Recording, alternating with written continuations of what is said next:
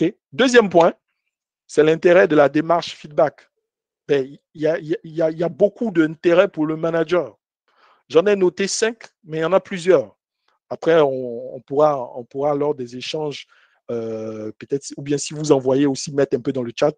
On est assez nombreux, donc je suis obligé d'aller un peu vite parce que je ne peux pas donner tout le temps la parole. Mais tout à l'heure, on va faire un exercice, donc vous allez avoir la parole. OK?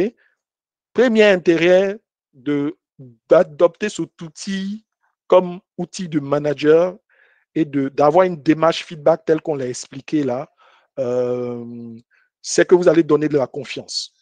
Voilà, ça va établir une relation de confiance entre vous et votre collaborateur parce que, comme je l'ai dit, quand c'est bien, vous le dites. Quand c'est pas bon, vous le dites. Donc, on va parler même dans certaines littératures de leadership, de culture de la franchise.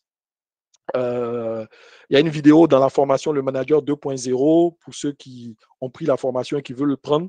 Justement, il y a une vidéo qui en parle pour renforcer l'idée du feedback parce que vous allez créer une culture de la franchise. Alors, c'est important pour le collaborateur parce que s'il n'a pas confiance en lui, s'il n'a pas confiance en vous, il ne performera pas. Donc ça, c'est important.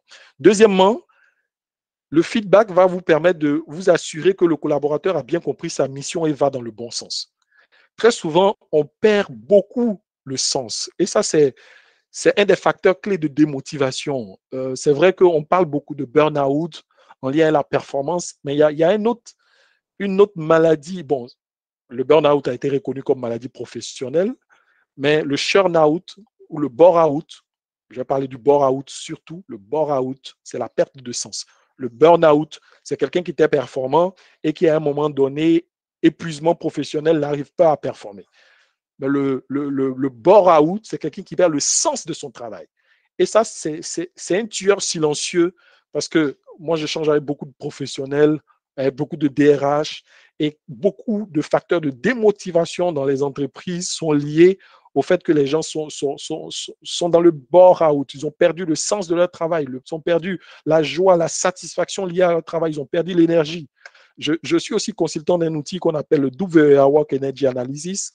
Et quand on fait justement cette démarche-là, on analyse des facteurs de stress et de motivation des gens au travail. Et justement, les gens perdent de l'énergie parce que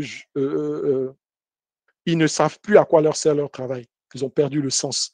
Et ça, c'est vraiment fondamental. Et dans le feedback, vous allez nourrir ce sens-là. Donner le sens au collaborateur. Tu fais telle chose par rapport à ça pour atteindre ça.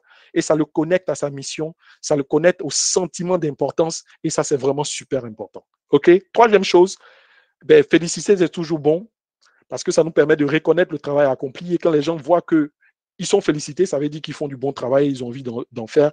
Et ça, orthographe du mot bore, c'est B-O-R-E et puis out. Voilà, Herman.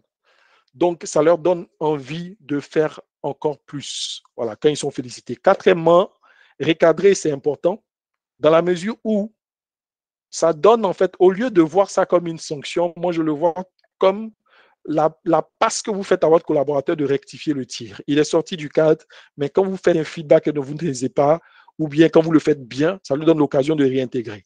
Et ça me fait penser à un principe dans les 17 lois infaillibles du travail en équipe de John Maxwell, mon mentor. Il parle de la loi de la pomme pourrie. Et il dit, en fait, en parlant de la loi de la pomme pourrie dans une équipe, il dit les attitudes négatives démolissent une équipe. C'est-à-dire que vous voyez l'image de la pomme pourrie, si vous la laissez dans le panier, elle va contaminer les autres pommes. Et c'est pour ça, justement, pour sortir et pour éviter que la pomme pourrie, la pourrisse et contamine les autres pommes, les attitudes donc des autres, il faut tout de suite systématiquement recadrer quand quelqu'un sort du cadre. Et ça, c'est fondamental si vous voulez garder la cohésion de votre équipe et votre crédibilité en tant que manager. Cinquième et dernière chose, par rapport à l'intérêt d'une démarche feedback, écoute, ça va aider au manager lui-même de booster sa communication parce que ça offre au manager l'occasion de se connecter avec ses collaborateurs et quand il est compris, justement, on le ressent dans le feedback parce qu'il voit l'impact que son feedback a eu, il voit si le comportement du collaborateur va changer. OK.